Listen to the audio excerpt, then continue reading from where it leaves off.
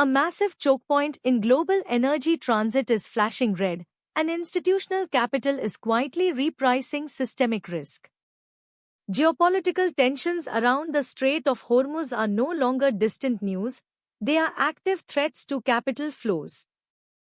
This matters because nearly 20% of global oil supply moves through this narrow channel.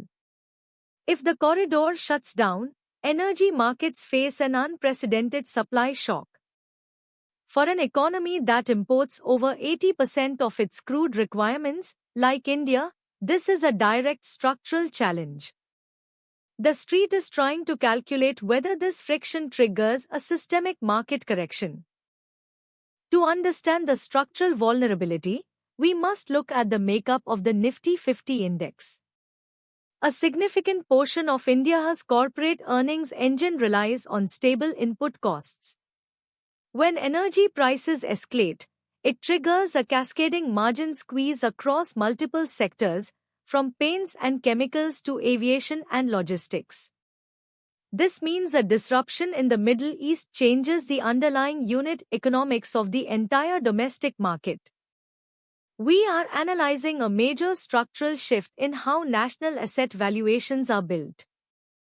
The index is highly sensitive to external logistic shocks. Let's focus on the heavyweights. Reliance Industries operates the world's largest refining complex at Jamnagar. Their business model thrives on high refining complexity, allowing them to process cheap, heavy crude and export premium products. But a closure of the Strait of Hormuz directly threatens their raw material access. If crude supply lines get blocked, even the most advanced refining setups face operational bottlenecks. This shows that even the strongest corporate moats are deeply linked to international trade corridors. Here is where the margin metrics become interesting. In recent quarterly results, domestic corporate profit margins stabilized due to moderated raw material costs. However, a sudden spike in Brent crude over $95 a barrel instantly reverses this trend.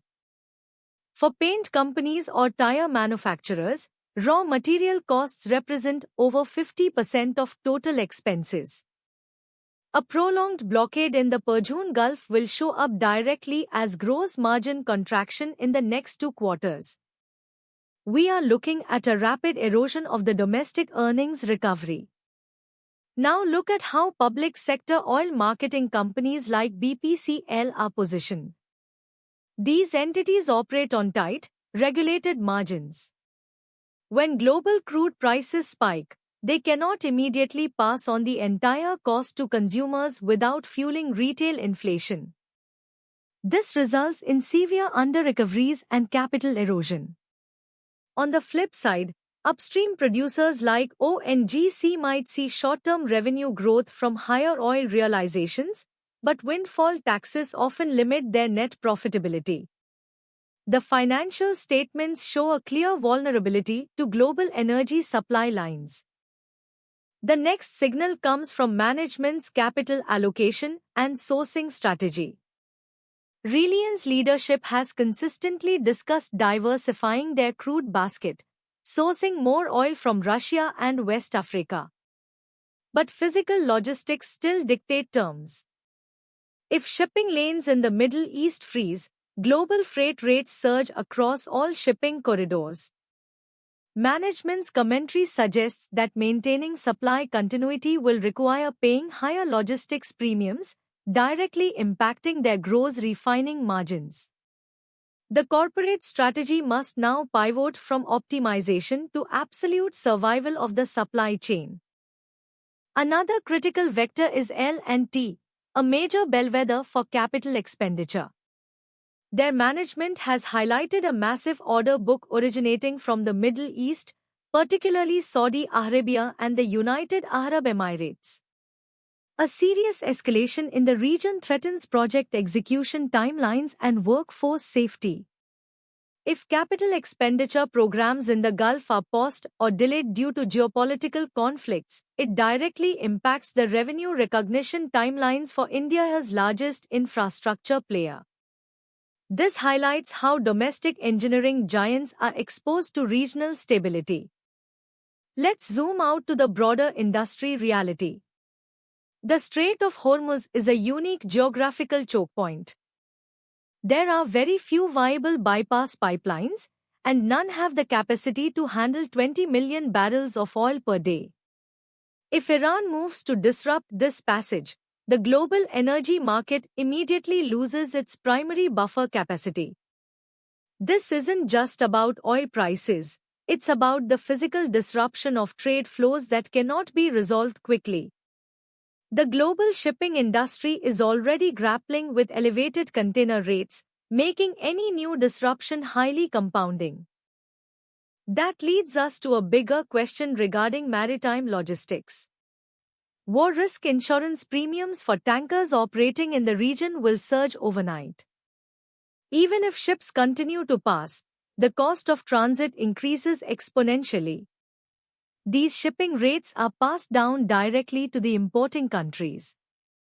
For India, which depends on maritime trade for the bulk of its energy and bulk commodities, this represents a massive invisible tax. The market appears to be pricing in a persistent, long-term inflation premium on transport. Something important is happening here. Higher crude prices act as a direct macro headwind for the domestic fiscal balance. As oil prices climb, India's trade deficit widens, putting immediate downward pressure on the Indian rupee. A weaker domestic currency makes all other imported inputs even more expensive. This forces the Reserve Bank of India to keep interest rates elevated for longer to protect the currency and prevent domestic inflation from spiraling. High interest rates, in turn, act as a drag on corporate credit growth and domestic valuation multiples. The systemic risk extends to foreign capital flows. Historically, geopolitical volatility triggers a risk-off sentiment among foreign institutional investors. They tend to pull capital out of emerging markets like India and relocate it to safe haven assets like US Treasuries or physical gold.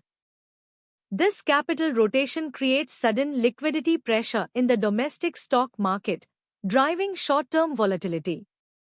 The Nifty 50's valuation has premium multiples that rely on steady institutional inflows. Any sudden capital flight triggers immediate index correction. Looking forward, how does the earnings visibility change? If the strait remains open but under constant threat, we will see a structural risk premium embedded in all forward valuations.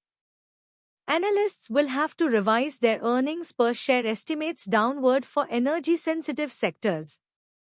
The broader market's earnings growth projection of 12 to 15% for the next fiscal year could easily be trimmed down to single digits. This reassessment will force institutional asset managers to adjust their portfolio weightings.